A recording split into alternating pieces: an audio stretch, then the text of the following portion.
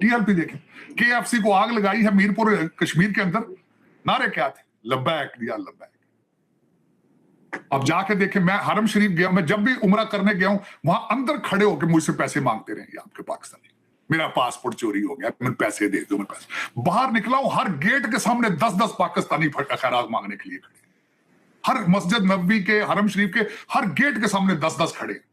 तो सब लगा अमीर आदमी है, चलो नहीं, अमीर आदमी नहीं थी साहब। जब मैं वहां से मांगने जाता हूं तो शर्म नहीं आती इनको कि ये भी वहीं से मांग ले जाके, क्योंकि ये मुसलमान ही नहीं है, ना पाकिस्तानी है ना। नमस्कार दोस्तों, स्वागत है आप सभी का हमारे यूट्यूब चैनल डिजिटल रेजिमेंट्स में। जैसा कि आपको पता है दोस्तों, हम आपके लिए लेकर आते हैं एक से एक लेटेस्ट न्यूज़। वैसे ही एक लेटेस्ट न्यूज़ के साथ फिर हाजिर हुए आपके सामने, लेकिन उससे पहले अगर अभी तक आपने हमारे चैनल को सब्सक्राइब नहीं किया है तो प्लीज़ सब्सक्राइब कर लीजिए दोस्तों। और यही न्यूज़ अगर आप हमारे फेसबुक चैनल पर देख रहे हैं तो प्लीज़ हमें फॉलो कर लीजिए। तो दोस्तों, खबर आ रही है पाकिस्तान से, पाकिस्तान कर्जे के लिए फिर भाग खड़ा हुआ है यूएसए। हालांकि अभी रिसेंटली उन्होंने $8 बिलियन का अभी कर्जा लिया ही था IMF से, लेकिन वो जल्दी ख़त्म हो गया है क्योंकि नई सरकार जो बनी है वो नाकामयाब है हर तरीके से। वो कोई डेवलपमेंट या कुछ कर ही नहीं पाई है पाकिस्तान में। पाकिस्तान का हर एक नागरिक कर्जे में डूबा हुआ है। इसीलिए उन्होंने अभी वो कह रहे थे कि IMF के साथ प्रोग्राम है। प्रोग्राम का मतलब है कि या वहाँ पर पाकिस्तान कटोरा लेकर जाएगा और भीख मांगेगा। अब देखते हैं पाकिस्तान के साथ क्या रहता है, IMF कितना कर्जा और दे पाता है या नहीं देता है, वो तो अभी पता चल ही जाएगा। लेकिन साथ में सऊदी अरबिया से भी कुछ इन्वेस्टमेंट्स होने की बात चल रही थी और सऊदी अरबिया की टीम भी एक आई हुई है यहाँ पर।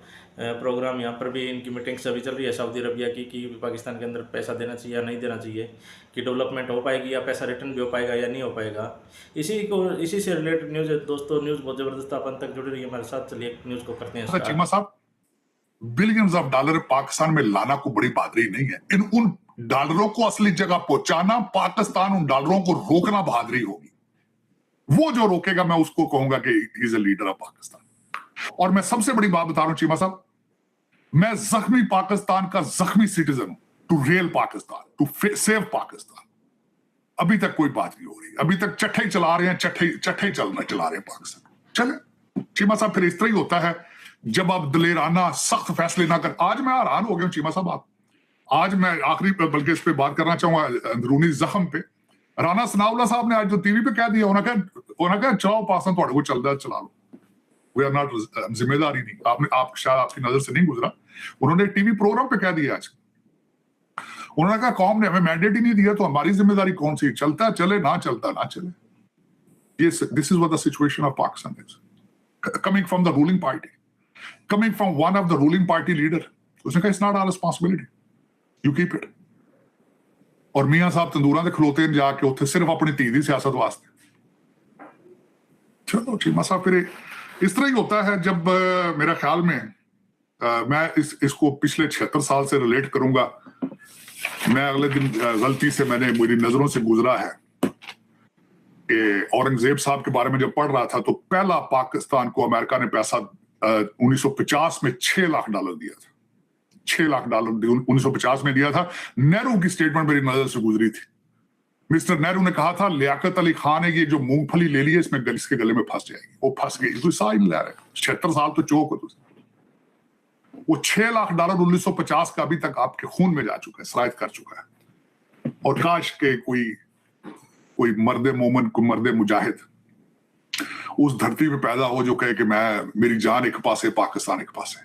अब मेरा ख्याल, मेरे कान और आंखें तरस रही उस चीज के लिए चीमा साहब। लेकिन सो सैड, अ लैंड, इतनी फर्टाइल लैंड और इतना स्ट्रॉन्ग माजी, महाराजा रंजीत सिंह पढ़ के आप देखें कहां तक क्या था वो चीज। डॉक्टर साहब, आपने शुरू में बात की थी कि हम बहुत कुछ फ्री में दे रहे हैं, उनकी हुकूमत को जमीन दे रहे हैं। डॉक्टर साहब, इंडिया में भी ऐसे ही करते हैं।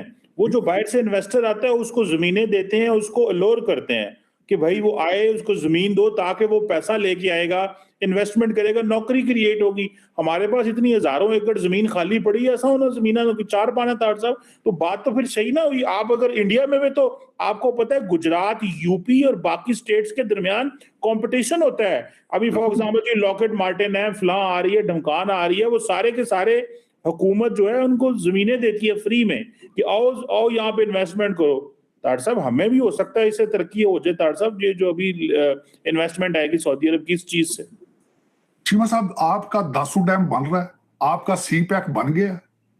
आपका मेरा क्वेश्चन ये है कि क्या Pakistan is a feasible country to go invest there? मुझे कन्विंस करें, मैं यहां से पैसे, मैं अमेरिकन बैंक को ले आता हूं वहां पे, बिलियंस डॉलर्स लेके मैं अमेरिकन ले आता हूं बैंक। तो आपकी अदालतें सलाहियत रखती हैं इंसाफ देने के लिए किसी अमेरिकन ऑर्गेनाइजेशन को अगर फंस जाए वहां पे जाके? आपकी पुलिस और आपके इदारे इंसाफ दे सकते हैं अगर मेरे जब बंदा उसे काबू आ जाए उन्होंने? आप कह रहे हैं कि चीमा साहब आप इंडिया से कंपैरिजन कर रहे हैं, आप इंडिया के साथ किस तरह मैं कहता हूं ये आपकी बदनामी, आपके लिए नहीं मौजू कि आप भारत से अपना कंपैरिजन करें। सबसे पहले मुझे ये बताएं, करप्शन रोकी जिस तरह मोदी साहब ने नोट तब्दील किए वहां पे रोकी, डिजिटाइज जिस तरह उन्होंने, आज आप डिजिटाइज क्यों नहीं कर रहे पाकिस्तान? क्या वजह है? नहीं, मैं बताना चाहता हूं क्यों नहीं कर, करप्शन रोकना ही नहीं चाहते आप स्मगलिंग नहीं रोकना चाहते, आप ट्रेड नहीं करना चाहते, स्मगलिंग करना चाहते हैं। भारत के ये मोटिव्स हैं उनके। आखिरी बात है सऊदी अरेबिया में, आप आज ही एक सूबा बेच देते हैं सऊदी अरेबिया को, कहेंगे सारा सूबा ही ले लो उसे। पैसे आपने लेने दुबई में और लंदन में, आपने कौन सा पाकिस्तान में लेने पैसे उनके? नहीं तार साहब, इस दफा पाकिस्तान में चिल्ला रहे हैं। लेकिन तार साहब एक बात, आप पाकिस्तान की लीडरशिप की करप्शन की बातें करते हैं, इंडिया के अंदर अभी इलेक्टोरल बॉन्ड्स का भी आया है। इलेक्टोरल बॉन्ड्स के अंदर आपको पता है कि किस तरह वहां की तमाम पॉलिटिकल पार्टीज ने जहां जहां पे जिस की हुकूमत थी उसने वहां पे कंपनियों से लिया चंदा अपनी उसके लिए, एंड देन उन कंपनियों को फायदे दिए। तो तारड़ साहब इथे भी एनजीए कल्चर तो फिर इसी तरह है ना। हमारा सिर्फ इतनी प्रॉब्लम है कि हम बाहर से पैसे लेते हैं, वो अंदर ही अंदर एक दूसरे ने लगे रहते हैं। चीमा साहब उसमें दो चार चीजें बताता हूँ। ये स्पेशल इंटरेस्ट की बात जो हो रही है ना, अमेरिका के अंदर भी स्पेशल इंटरेस्ट है, सारा लॉबीइज्म यहाँ भी सारा लीगल है, यहाँ भी करप्शन, मैं मानता हूँ ये corruption is another form of corruption, लेकिन सामने दिखा के कर रहे हैं। और दूसरी बात है वो जो भारत के अंदर हो रहा है, भारत के अंदर ही रह रहा सारा कुछ, वो लंदन दुबई नहीं जा रहा, वो कंपनियां लंदन और दुबई नहीं जा रही। मैं एक आखिरी मिसाल इस पे देना चाहूंगा चीमा साहब, जब कौमों को आगे लेके जाना होता है ना, इस पे जरा मैं चाहूंगा मेरे देखने वाले गूगल करके देखें कि मोदी साहब ने बड़ी बड़ी जो शादियां ऑफशोर होती थी उनको रोकने के लिए क्या किया। उनको रोकने के लिए सारी दुनिया इकट्ठी हुई है अगले दिन अंबानी की शादी पर, वहां पे इसके पीछे बहुत बड़ी एक स्टोरी मौजूद है। और आइंदा लोग बाहर जाके शादियां नहीं करेंगे, उसकी वजह यह है दिस इज मोदीज गारंटी, ये मोदी की गारंटी। लेकिन आपके प्रिविलेज, आपने खुद कहा है कि जहाज, आपके तो जहाज ही नहीं रोक रहे, तो इस्लामाबाद से लंदन जहाज चला जाता है। जो प्राइम मिनिस्टर 700 लोगों को जिसने जलीलो ख्वार किया है, सऊदी अरेबिया जाते हुए 350 लोग और 350 वापसी की फ्लाइट पे, आप लगता है कि वो और तीसरी एक और बात चीमा साहब, मैं एक गुजारिश करना चाहूंगा as a student of political science, जो प्राइम मिनिस्टर होता है वो लीडर होता है, वो टीम का लीडर होता है। अगर टीम का कैप्टन के बिहेवियर ये होगा कि चक्को जहाज से चलिए लाहौर जाना, इस्लामाबाद, तो नीचे दूसरे लोग क्या कैसे मिसाल चले? आप एक्सपेक्ट कर सकते हैं कि वो कंट्री आगे जा सकता है? आप कर सकते हैं expect? It's not possible. Cheema साहब, कौमियत जब तक आप पाकिस्तानी नहीं बनेंगे, हाँ ये किस माइंडसेट, ये मुगलिया माइंडसेट था। आप जब पाकिस्तान के अंदर पावर एंजॉय करते हैं तो आप मुगल शहजादे बन जाते हैं, मुगल अकबर। और दूसरा आपका रंग है ब्रिटिश एजेंट, आप फॉरेन ब्रिटिशों के डॉलर और पाउंड को इस तरह वर्शिप करते हैं, नाउज बिल्ला, आप गुलाम। आपका दूसरा माइंडसेट है आपका कॉलोनियल माइंडसेट, स्लेवरी। गोरा देखते हैं लेट जाते हैं आप, और जब अपने लोगों के सामने खड़े होते हैं तो आप मुगल बन जाते हैं, कहते ओए लंबे पा दो सारे। चीमा साहब, इन चीजों से जब तक आप आगे, आप ग्रो अप ही नहीं कर सके 76 साल में, आप मैच्योर ही नहीं हो सके, मैच्योर ही नहीं हो सके। मैं मिसालें बड़ी आपको देता हूं। मैंने अगले दिन आपके सामने नर्मला की मिसाल दी थी, उसके कपड़ों की मिसाल दी थी, उसके वालिद के कपड़ों की मिसाल दी थी। उसको टिकट बीजेपी ने दिया, उसने कहा मैं पैसे नहीं इलेक्शन लड़ने के लिए। चीमा साहब, जब तक आप उस लेवल पर नहीं जाके सोच पाएंगे, आप तरक्की नहीं कर पाएंगे।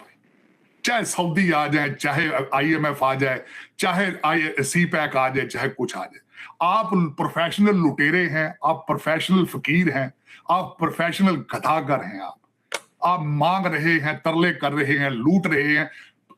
25 करोड़ लोगों का खून पीने की आदत पड़ चुकी है आपको। और पीते रहे, बद दुआएं ले रहे हैं आप उनके।